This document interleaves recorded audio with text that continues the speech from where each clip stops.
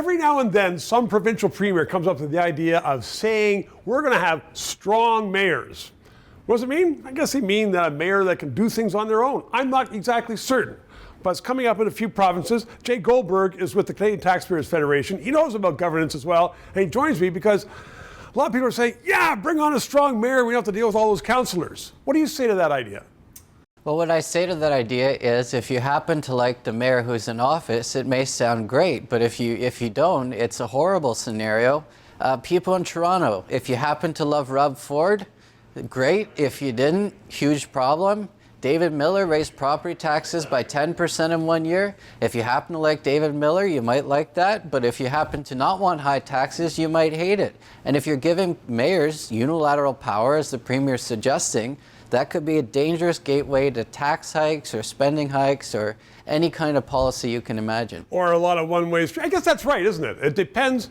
So really what people should do is that when they elect a mayor, maybe they should vote whether they want a strong mayor or not, because you're absolutely right.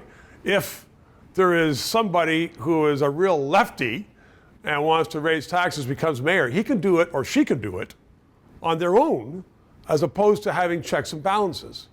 That's the big concern. The big concern is, and then it could work the other way as well. Maybe you have a mayor who's fiscally responsible, a council that's not fiscally responsible, and but that's the checks and balances, though. Isn't that what the system's all about, where you have to work out a solution between the lefts and the rights and the crazies and the not crazies? So that's what it's all about. And look, Doug Ford, he cut the size of Toronto City Council 4 years ago. That turned out to be a good thing to help lower gridlock. And if he's really worried about gridlock, he should shrink the size of city councils across the province instead of giving power to just one individual, the mayor, just have fewer people at the table. I wonder what they say about that in Port Alberni. But you're the director for Ontario. Jay Goldberg, thanks very much. 3 minutes.